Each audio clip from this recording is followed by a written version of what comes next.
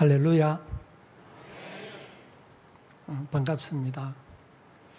제가 담임 목사님으로부터 헌신 예배 설교를 부탁받고 마음적으로 많이 부담이 됐습니다. 저는 작은 교회를 섬기는 목회자이고요. 그리고 또한 제가 이렇게 큰 교회에 이렇게 잘 설교하러 다니는 그런 스타일의 목사도 아닌데 목사님께서 부탁을 하셔서 순종하는 마음으로 승낙은 했지만 지금 심히 떨리고 있습니다. 이 강대상이 참 저는 좋다고 생각합니다. 떨어도 별로 표시가 안 나잖아요. 이게 없으면 막 들들들 떠는 모습이 다리도 떨고 할 건데 딱 감추어져 있으니까 그래도 많이 안정이 됩니다. 사실 제가 이렇게 부담이 됐던 것은 1, 2 남전도회라고 하면 그래도 이렇게 신앙생활을 오래 하신 분들이시고 또 교회의 최고의 모범이 되시는 분들인데 그분들 앞에 제가 뭘 더 이상 가르칠 것이 있겠습니까? 그래서 이런저런 부담이 됐는데요. 그럼에도 불구하고 제가 이제 이렇게 헌신예배 설교를 맡고 보니 이분들이 지금까지 이 자리까지 오게 된 것은 많은 시련들이 있었지만 한 가지 확실한 것은 있다는 거예요. 그게 뭐냐 하면 바로 기본을 잘 지켜 오셔서 오늘 이 자리까지 오셨다라는 거예요.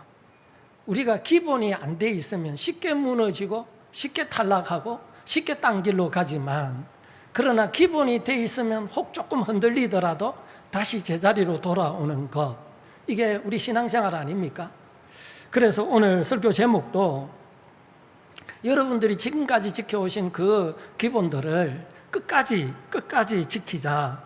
한번 받아서 봅니다. 기본을 끝까지 지키자. 또 다르게 표현해 보면 이렇게 표현합니다. 끝까지 기본을 지킵시다. 기본을 지킵시다. 제가 신학교 다닐 때 읽었던 책입니다. 그러니까 벌써 몇십 년이 된 거죠. 그때 제가 참 책 한 권을 읽고 내 인생에 굉장히 바탕이 됐던 책 하나가 있습니다. 그게 뭐냐 하면 로버트 풀컴의 에세이인데요. 내가 정말 알아야 할 것들은 유치원에서 배웠다, 이런 책입니다. 이 책 제목이 벌써 우리에게 이렇게 교훈을 주는 것 아닙니까? 그 책의 내용을 보면요, 이 특이한 점이 우리가 잊고 있었던 상식들을 다루고 있다는 겁니다. 그게 무슨 내용이냐 하면 유치원에서 배우는 게 자기 전에 이를 닦아라, 외출하고 돌아와서는 손발을 씻어라, 인생이란 항상 정직하라, 공동체 속에서 타인을 배려하는 그 배려심을 가져라, 이런 내용이에요. 여러분 들으시기에 여기에 특별한 그러한 내용은 하나도 없습니다. 우리 다 알고 있는 내용이에요. 이렇게 다 알고 있는 내용이고 상식적인 내용인데도 불구하고 이 책이 지금도 서점에 가면 있어요. 세계적인 베스트셀러가 되었던 책이 지금까지 서점에, 지금까지도 몇 세를 거듭해서 지금도 서점에 있다니까요. 이건 우리에게 뭘 교훈하고 있습니까? 이 땅을 살아가는 하나님의 형상을 입은 사람들이 가장 가져야 하는 이 기본, 사람과의 관계에서 기본, 이 기본만 있으면 인생을 살아가는데 문제가 없는데 이 기본이 무너져 있다는 거예요. 그 책이 말씀하는 핵심은 그거예요. 기본을 다시 세워라. 사람이라면 사람으로서의 기본의 도리를 다 하라, 이거예요. 제가 목회를 하면서 저도 이 교회 저 교회 교회를 다 이렇게 다녀봤지만요, 그러다가 보면 이 교회 생활도 쉬운 게 아니잖아요. 오늘 여기에 계시는 우리 1, 2 남전도의 우리 장로님, 장립 집사님, 성도님들, 거기다가 우리 여성도님들, 지금까지 이 자리까지 지내온다는 건 결코 쉬운 일이 아니에요. 그런데 이렇게 이 자리까지 오게 된 배경에는 우리가 확실한 것이 하나 있다. 그게 뭐냐 하면 기본을 지켰기 때문에 오늘 이 자리까지, 여기까지 왔다라는 거예요. 그렇다면 오늘 이 시대에 우리가 지켜야 할 기본이 뭐냐? 제가 그것을 세 가지로 말씀을 드리려고 합니다. 그 첫째가 뭐냐 하면 한번 받아서 해봅니다. 지식 있는 사랑으로 살기. 사람으로 살기. 자, 지식 있는 사랑을 해야 된다라는 거예요. 오늘 본문 이 빌립보서는 여러분들이 이미 다 알고 있습니다. 이건 빌립보서는 사도 바울이 빌립보 교회에 보내는 편지다. 그런데 이 편지를 지금은 우리가 편지를 안 쓰니까 편지의 어떤 구성이 어떻게 되는지 모르지만 제 시대에 살았던 여기에 어르신들은 다 편지가 어떤 형식을 갖추고 있는지 다 아실 겁니다. 제일 먼저 인사를 하고 그 다음에 안부를 묻고 그 다음에 이제 자기의 의견을 이렇게 피력하는 게 편지 아닙니까? 오늘 이 빌립보서도 똑같은 그와 같은 구성으로 이렇게 되어져 있습니다. 제일 먼저 안부와 인사를 나누고 난 뒤에 그 다음에 이제 9절에 갔어야 비로소 이 바울이 빌립보 교회를 향한 자기의 마음을 드러내는 것, 이게 여러분 오늘 본문이거든요. 그런데 이 바울이 빌립보 교회를 향한 그 마음이 뭐냐, 그 중심이 뭐냐, 너희들 이것 좀 지켜라. 이 오늘 본문에 나타나 있는 세 가지는 너희들 좀 지키고 살아라. 이게 여러분 바울의 마음이거든요. 그러면 그 첫 번째가 뭐냐? 9절을 한번 보시기 바랍니다. 같이 한번 읽어보겠습니다. 시작. 지식과 모든 총명으로 점점 더 풍성하게 하사. 지금 바울이 빌립보 교회를 향해서 정말 기도하고 있다는 거예요. 그런데 그 기도하고 있는 내용이 뭐냐? 너희 사랑을 지식과 모든 총명으로 점점 더 풍성하게 되기를 기도한다, 이거거든요. 그런데 오늘 성경의 이 말씀을 한 단어 한 단어를 이렇게 다 여러분들이 보시면 사랑에는 뭐가 있어야 된다? 지식이 있어야 된다. 지금 사도 바울이 빌립보 교회를 향해서 하는 말씀 중에 첫 번째, 너희들은 사랑하는 자가 되어야 되는데 그 사랑은 무조건 하는 사랑이 아니라 지식 있는 사랑, 그래야 사랑이 점점 더 풍성해진다. 지금 이걸 말하고 있거든요.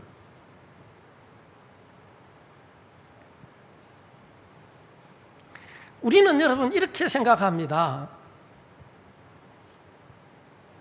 교회에서 믿음 좋은 사람이 누구냐? 이걸 이야기할 때는 그 사람이 교회에 나와서 얼마나 성공했고, 얼마나 부자 됐고, 얼마나 유명한 사람이 됐고, 어떤 기적을 체험했느냐.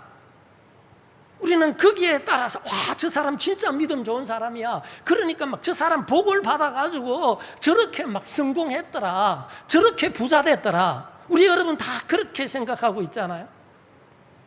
그런데 히브리서를 읽어보시면요, 우리의 생각과 너무 틀리다는 거예요. 히브리서 11장에 정말 믿음 좋은 사람들이 다 모아놨는데요, 거기에 여러분 성공했더라, 부자 됐더라, 그래서 막 그들이 막 놀라운 역사들이 일어났더라, 이런 거 없어요.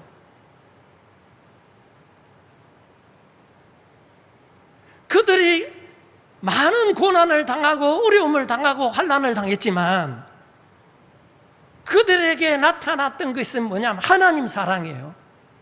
그거 아닙니까? 하나님 사랑 때문에 자기 목숨도 버리고, 하나님 사랑 때문에 여러분 세상 모든 것들을 버린 그와 같은 사람들의 이야기가 히브리서 11장이라고요. 우리가 하나님을 사랑하는데도 지식이 있어야 되고요. 사람과 사람을 사랑하는데도 지식이 있어야 됩니다. 지식 없는 사랑은 사람을 괴롭히는 거예요. 생각해 보세요. 오늘날 이 교회들마다 가정에도 많은 문제들이 있지 않습니까? 그런데 그 가정의 대부분이 아내와 남편의 문제 아닙니까? 그 아내와 남편의 문제가 어디서 옵니까? 뭐 서로 사랑한대요. 사랑하는데 아내는 남편을 괴롭히고 남편은 아내를 괴롭히는 거예요. 부모는 자식을 괴롭히고 자식은 부모의 마음을 아프게 하는 거예요. 물어보십시오. 사랑하지 않는가? 사랑한대요. 그런데 서로 힘들게 하는 거예요. 왜 그러느냐? 그게 지식이 없으니까. 제가 예를 들어 볼게요. 지금은 저희 아이들이 다 뭐 장성해서 청년들이 되고 뭐 그렇습니다만은 아이들을 키울 때 그때 이제 대구에 어느 교회에 부목사로 있었습니다. 근데 그 부목사로 이제 이렇게 봉사를 하는 가운데 어느 날 우리 집에 둘째가 학교를 갔다 오더만 그때 초등학교 몇 학년인지 뭐 2학년인지 정확하게는 제가 잘 모르겠어요. 학교를 갔다 오더만 저인데 이러는 거예요. 아빠, 왜? 나 병아리 사줘. 이러는 거예요. 그래서 제가 물었어요. 야, 성태가 병아리는 뭐 하게? 그러니까 얘가 하는 말이 키우려고 이러는 거예요. 뭐 지금은 학교 앞에 병아리 파는 사람들 잘 없을 것 같아요. 불과 그러니까 한 20년 전에는 학교 앞에 병아리를 파는 사람들이 그 몰직하게 그 생명을 가져오가 뭐 몇백 원씩 애들 보고 팔고 그랬던 적이 있습니다. 저는 시골 출신이에요. 병아리를 어떻게 키워야 된다는 거 다 알고 있어요. 무슨 말이냐면 병아리에 대한 지식을 제가 갖고 있다고요. 우리 집에 닭을 키웠으니까.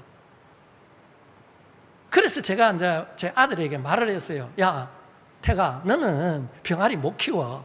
아니, 키울 수 있다는 거예요. 그래서 제가 말했어요. 네가 병아리 키우면 병아리 죽는다. 안 죽인다는 거예요. 왜 병아리를 죽이냐는 거예요. 그러면서 야가 하는 말이 뭐라고 하느냐면은 옆집에 누구도 자기 친구도 병아리 샀다는 거예요. 아, 그래서 제가 그랬어요. 야, 잘 됐네. 아이, 가 진짜 잘 샀다. 제가 그랬어요. 가가 2달만 병아리를 정상적으로 키우면 네 사달라는 대로 내가 뭐 10마리를 사든지 20마리 다 사줄게. 제가 이랬어요. 그러니까 진짜지. 그러니까 진짜야. 그래서. 그리고 이제 시간이 지났는데 딱 2주 후에요. 2주 후에 야가 하는 말이면 아빠, 왜? 옆집에 병아리 죽었대. 이러니.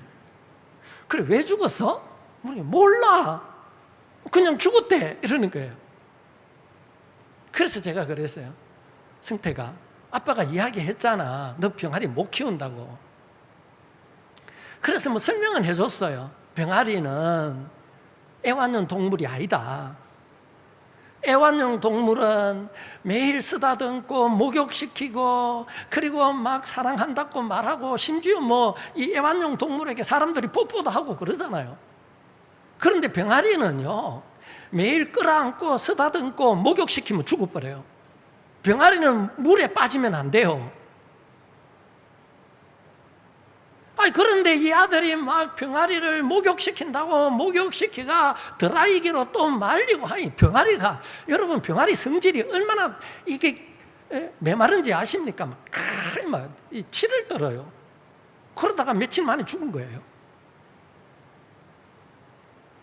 자, 물어보겠습니다. 그 옆집에서 키웠던 애가 병아리를 사랑 안 해서 죽인 겁니까? 사랑해서 죽인 거예요, 그거는. 그런데 그 사랑이 무슨 사랑이냐? 지식 없는 사랑이라는 거예요. 여기에 여러분 자녀들 다 키우셨잖아요. 우리 교회 중에 한 장로님이 수성경찰서 근무를 하셨던 분이 있습니다. 이분이 하시는 이야기가 뭐냐 하면 이 청소년들이 수시로 잡혀온다는 거예요. 수송경찰서에. 그런데 그 잡혀오면 이제 부모들을 다 부를 거 아닙니까? 희한한 일이 벌어진대요. 어떤 일이 벌어지느냐? 부모는 오자마자 이놈의 자식아 내가 너를 얼마나 사랑하는데 하면서 막 이 등짜기를 때리면 이 아들이 엄마 내가 언제 사랑했어? 이런다는 거예요. 여러분 자녀들에게 그런 말 들은 분들도 들어있을걸요? 뭐 사랑했는데? 어떻게 사랑했는데? 왜 여러분 그런 현상이 벌어지느냐? 이유는 딱 한 가지예요. 자식을 모르고 무조건 사랑하니까. 내 방식대로. 왜 여러분 남편과 아내가 그렇게 사랑해서 결혼했는데 오늘날 못 살겠다는 사람들이 많이 일어납니까? 그 이유가 뭡니까? 서로 지식이 없으니까. 내가 하고 싶은 대로 사랑하니까. 여러분 사랑은 내가 하고 싶은 대로 하는 게 사랑이 아니에요. 사랑은 그 상대방에 대한 지식을 갖고 사랑해야 돼요. 예수님이 여러분 예수님 자신이 사랑하고 싶은 대로 우리를 사랑하신 겁니까? 아니에요. 예수님이 우리에 대한 지식을 다 갖고 예수님께서 사랑하셨다니까요. 예수님의 사랑이 어떤 사랑이냐? 마가복음 1장 41절에 이렇게 말합니다. 예수께서 불쌍히 여기사 손을 내밀어 그에게 대시며 이르시되 내가 원하노니 깨끗함을 받으라 하시니. 예수님이 종종 이런 말씀을 씁니다. 예수께서 불쌍히 여기사, 예수께서 불쌍히 여기사. 그런데 여기에 불쌍히 여기사 이 말이 헬라어로 스플랑크 니조마이 이런 단어인데요. 이 스플랑크 니조마이가 어떤 스플랑크라는 이 단어는 창자, 뭐 니조마이 이거는 창자가 막 떨다 이런 뜻이에요. 무슨 말이냐 하면 예수님이 우리를 불쌍히 여겼다는 것은 우리를 예수님이 보시고 어떻게 사랑하셨느냐, 막 오장육부가 내려 앉을 만큼 그런 마음으로 사랑하셨다는 거예요. 우리는 사랑을 어떻게 생각합니까? 조금 동정표하는 거. 누군가에게 조금 동정을 하면 난 사랑했다고 생각해요. 여러분 그거는 예수님이 사랑하고 틀려요. 예수님은 우리를 여러분 사랑하시는데 그 오장육부가 녹아내릴 만큼 그런 마음으로 우리를 사랑하신 거예요. 그러다 보니까 우리를 위해 자신을 십자가에 내어주는 것이 조금도 아깝지 않았더라는 거예요.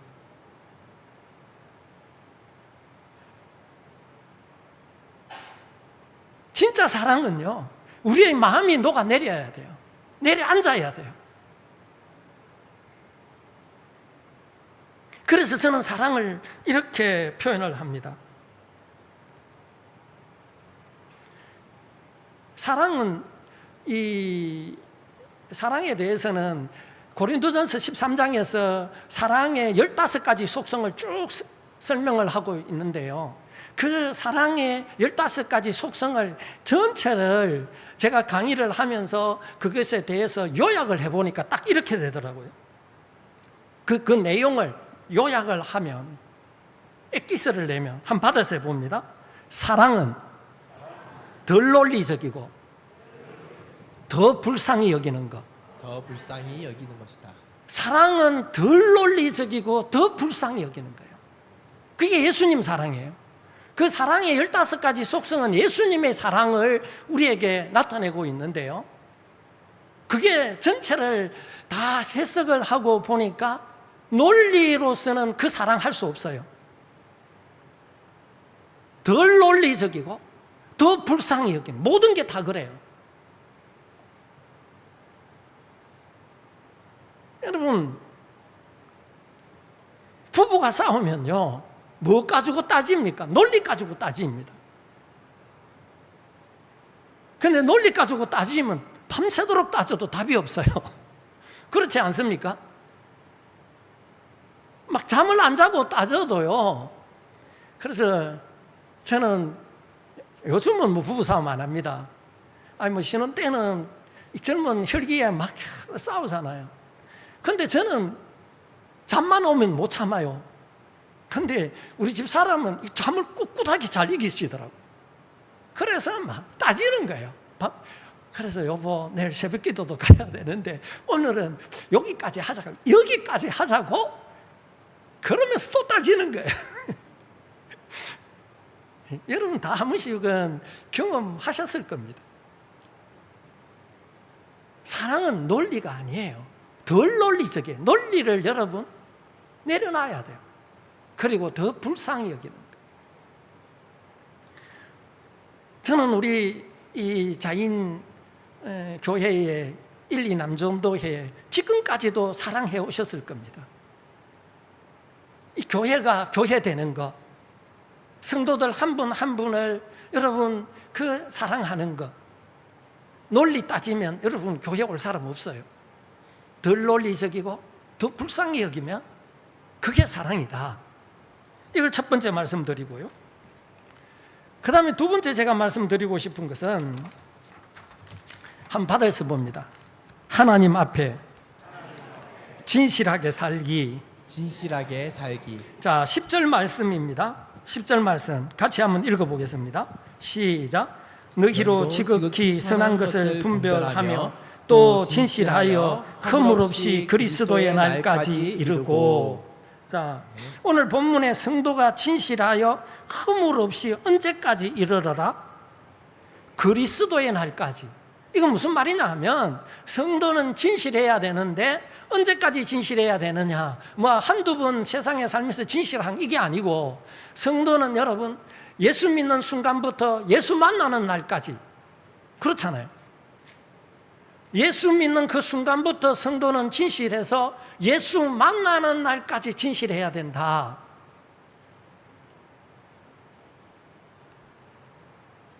제가 성경을 보면서 깨닫게 되는 게 뭐냐 하면 이 성경에는 항상 두 종류의 사람이 있습니다.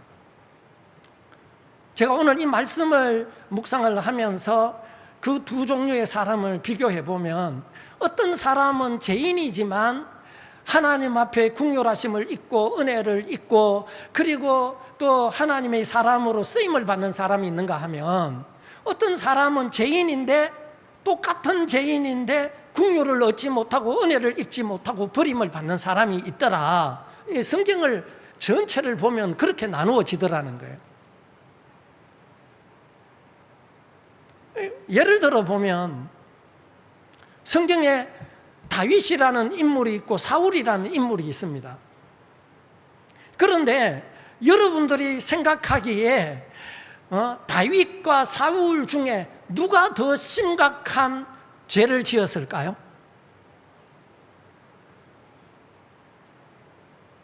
대답이 없어요? 다윗하고 사울하고 두 사람 중에 누가 더 심각한 죄를 범했냐고요? 예? 다윗? 와, 이 교회 성도님들은 대단히 수준이 높으셔요. 대부분 제가 이렇게 성도들에게 물어보면 사울이래요. 그 사울이 왜 더 심각한 죄를 범했냐 물어보면 뭐 버림받았으니까요 이러는 거예요. 우리는 사울이 버림받았다는 그 전제하에 사울이 더 심각한 죄를 범했다라고 생각하는데요, 오늘날 교회에 사울 같은 성도가 있고 다윗 같은 성도가 있다고 생각해 보세요. 여러분은 누구를 정죄할 것 같습니까? 사울은 예배 범한 죄예요. 그리고 하나님 말씀 안 지킨 죄예요. 그렇지 않습니까? 오늘 우리 여러분 100% 다 하나님 말씀 지킵니까? 예배 정말 하나님의 뜻대로 예배 드립니까? 아니잖아요.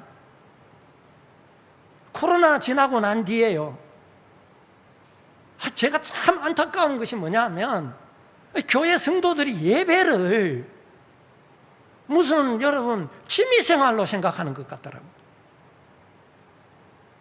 예배에 생명을 걸어야 될 성도들이 무슨 취미생활인 줄 알아요?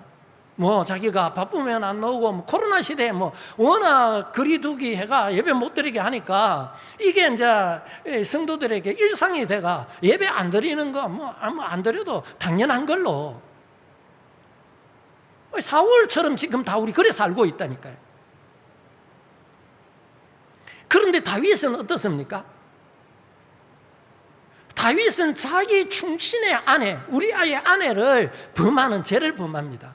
그것이 또 문제가 되니까 이번에는 우리아를 죽입니다. 그리고 죽이고 난 뒤에 더 여러분 뻣뻣한 게 그 우리아의 아내를 자기 아내 삼습니다. 만약에 여기에 뭐 어떤 성도님이 좀 사회적으로 명성이 있는 성도님이 그런 짓을 범했다, 그리고 교회는 온다, 여러분 이 자인교회 받아주겠습니까? 저 사람 믿음으로 사는 분이니까 받아줘야 돼, 그럴 것 같습니까? 택도 없습니다. 다윗이 훨씬 여러분 흉악한 죄를 범했다고요. 뭐 교리적으로 따지지 말고 우리가 지금 우리의 삶 속에 적용을 해보면, 그런데 문제는 다윗은 하나님으로부터 궁유를 받고 사울은 하나님으로부터 버림을 받았다는 거예요. 그 차이가 뭐냐? 다윗도 죄인이고 사울도 죄인인데요, 똑같은 죄인이에요.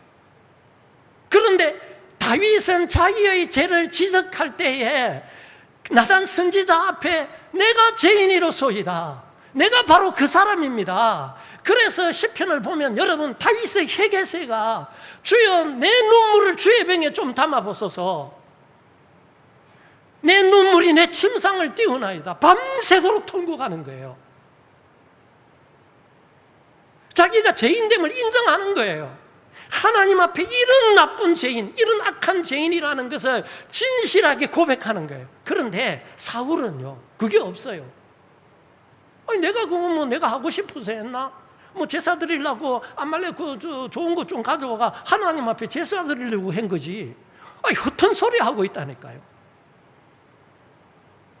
자기가 잡아와 놓고는, 자기가 예배를 드려놓고는 딴소리 하는 거예요. 남 탓하는 거예요. 다 도망가는데 어떻게 내가 사무엘 기다리고 있냐, 그래서 내가 제사 드렸다, 다 핑계예요. 이 무슨 말입니까? 사울은 여러분 자기가 죄를 범해놓고 진실하지 못한 하나님 앞에.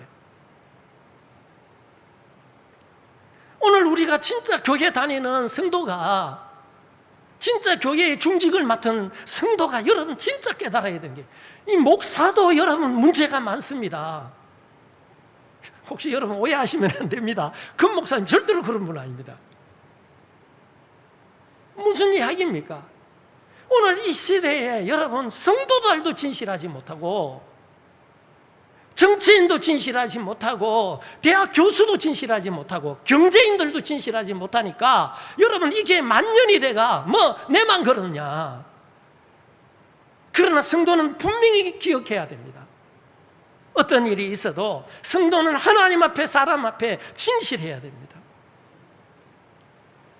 여러분 진실이 믿음의 생명줄입니다. 진실하지 못하면 하나님께 버림받고요, 진실한 사람은 좀 문제가 있어도, 허물이 있어도, 미숙함이 있어도, 때로는 죄를 지어도 하나님 앞에 나와 진실하게 회개하면 그 사람은 하나님으로부터 긍휼을 받는다는 거, 은혜를 입는다는 거, 하나님의 손에 붙들리게 된다는 거 믿으시기를 주의 이름으로 축원합니다. 자, 그런가 하면 마지막으로 한 가지 더 말씀드리고 싶은 것은, 한번 받아서 봅니다. 말씀을 붙들고 말씀대로 살기. 오늘 11절 말씀 같이 한번 읽어봅니다. 시작. 예수 그리스도로 말미암아 의의 열매가 가득하여 하나님의 영광과 찬송이 되기를 원하노라. 자, 오늘 이 말씀을 보시면 이제 너희들이 예수 그리스도로 말미암아 살아야 되는데 그 삶에 열매가 있어야 된다. 그 열매가 의의 열매가 가득해야 된다. 그런데 여러분, 이 의의 열매가 어떤 열매일까요? 뭐 환상 보고 예언하고 방언하고 이런 걸까요? 제가 뭐 환상이 이런 거를 무시한다는 말이 아닙니다. 혹시 오해하시면 안 됩니다. 이 의의 열매라는 것은, 우리가 의롭게 되는 것은 말씀을 믿고 말씀대로 사는 게 의롭게 되는 거 아닙니까?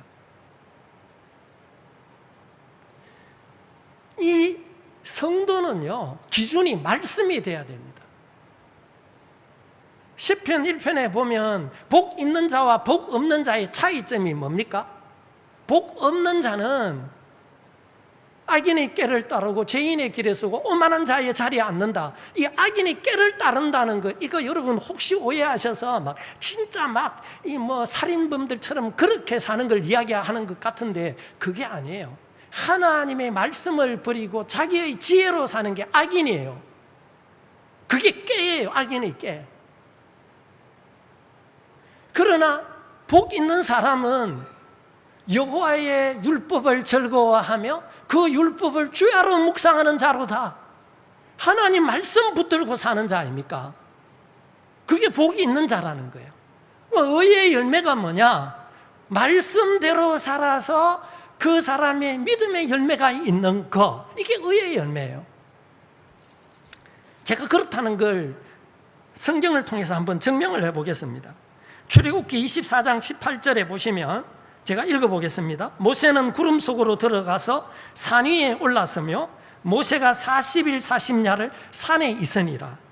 출애굽기 34장 28절에도 모세가 여호와와 함께 40일 40야를 거기 있으면서 떡도 먹지 아니하였고 물도 마시지 아니하였으며 여호와께서는 언약의 말씀 곧 십계명을 그 판들에 기록하셨더라. 자, 이게 뭐냐면 이 모세가 시내산에 올라가서 40일 40야를 2번 올라갑니다. 첫 번째 올라갔다가 내려오 보니까 그 밑에 있는 사람들이 여러분 아론을 중심으로 해가 이 금송아지 우상을 만드는 거, 그래서 그 두 돌판을 깨뜨리지 않습니까? 그리고 다시 올라가서 2번이나 뭘 받았느냐? 십계명, 하나님의 말씀을 받았다는 거예요. 자, 여기에 40일이라는 숫자가 2번 나옵니다. 40일. 이 40일이라는 숫자를 여러분 이 수를 분석해 보면 4라는 것은 땅의 수입니다. 그렇지 않습니까? 동서남북, 봄, 여름, 가을, 겨울. 4는 땅의 수입니다. 10은 뭐냐? 만수입니다. 그러면 4 곱하기 10은 뭐냐? 40일이 되는데요. 40이 되는데 이것은 인간이 세상에 사는 모든 날수를 예표하는 그 예표수가 40입니다. 왜 제가 그렇게 해석을 하느냐 하면 성경에는요 40일이라는 숫자가 엄청 많이 등장합니다. 창세기 7장 12절에 노아 홍수 때 비가 내린 날수가 40일입니다. 창세기 50장 3절에 야곱을 장례하기 위하여 애곡한 날수가 40일이고요. 민수기 13장 25절에 정탐꾼들이 정탐한 날수가 40일이고요. 요나서 3장 4절에 니느웨 성에 40일 후에 심판이 임한다고 선포한 그것도 40일입니다. 그리고 마태복음 4장 22절에 예수님이 금식하고 기도한 날수도 40일이고요. 사도행전 1장 3절에 예수님이 부활하시고 세상에 그렇게 부활체로 계신 날수가 40일이에요. 그럼 이건 전부 다 뭘 이야기하느냐?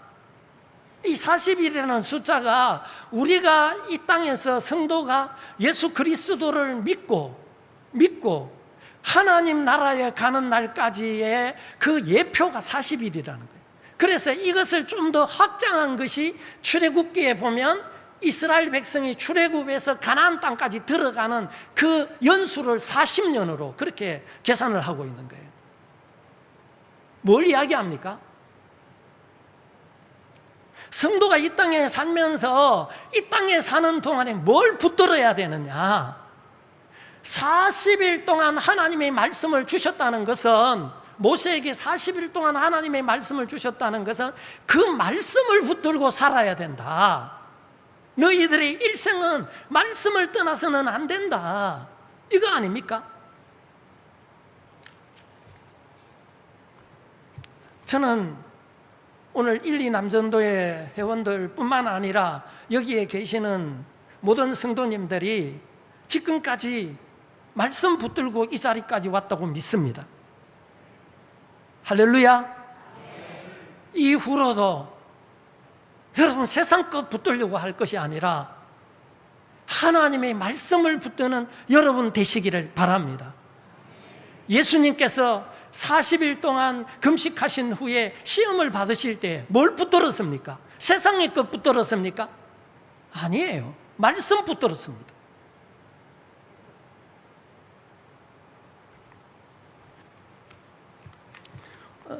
제가 말씀을 이렇게 붙들고 살다가 보니 세상 속담 중에 제일 싫어하는 속담이 있습니다. 그게 뭐냐 하면 뭐로 가도 서울만 가면 된다. 이 속담 저는 싫어합니다. 꽁 잡는 게 매다. 이 속담도 저는 싫어합니다. 무슨 이야기냐 하면 세상 사람들은 뭐로 가도 서울만 가면 되고 꽁만 잡으면 그게 매다. 뭐가 꽁을 잡든 꽁만 잡으면 그게 매다라고 생각하는데요. 성도는 그 생각을 버리셔야 됩니다. 신앙생활 하면서 이런 유혹이 자주 우리에게 여러분 닥쳐옵니다. 그런 시험이 우리에게 수시로 다가온다고. 야, 너 꼭 그렇게 살아야 돼? 아이, 그렇게 안 살아도 다른 사람 다 살더라. 적당히 살아. 아이, 뭐 서울만 가면 되지, 천국만 가면 되지. 여러분, 한 가지 아셔야 되는 게 있습니다. 뭐로 가면 서울에 못 갑니다. 여러분 생각해 보세요. 바로 가도 서울 가기 힘드는데 뭐로 가서 서울 가겠습니까? 더 딴 길로 가죠. 매라야 꽁을 잡죠. 매가 아닌데 뭐가 꽁을 잡겠습니까? 호랑이가 잡겠습니까? 여러분, 성도는요, 서울을 못 가는 한이 있어도 바로 가야 됩니다. 성도는요, 꽁을 혹시 못 잡더라도 매가 돼야 됩니다. 우리는 자꾸 신앙생활을 편법으로 하려고 하는 거예요. 그 교회가 여러분 요즘 교회다운 교회가 지금 교회마다 문제가 심각하잖아요. 뭐 여러분 유튜브 다 봐서 뭐 희한한 일들이 벌어집니다. 저는요, 목사 비판하려고 하는 건 아니지만 세상에 그런 목사도 다 있나 신기하다.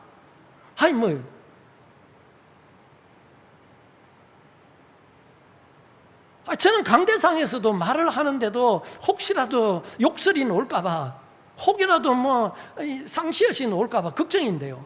이건 목사가 이 부목사들 보고 와, 저는 이 진짜 세상이 말세구나.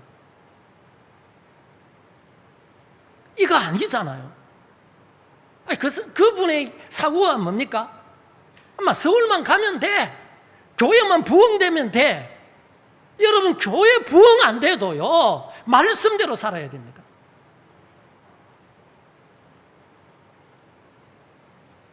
꽁을 못 잡더라도 교회 VVIP는 못 잡더라도 여러분 말씀대로 살아야 되는 거 아니에요? 오늘 저와 여러분들,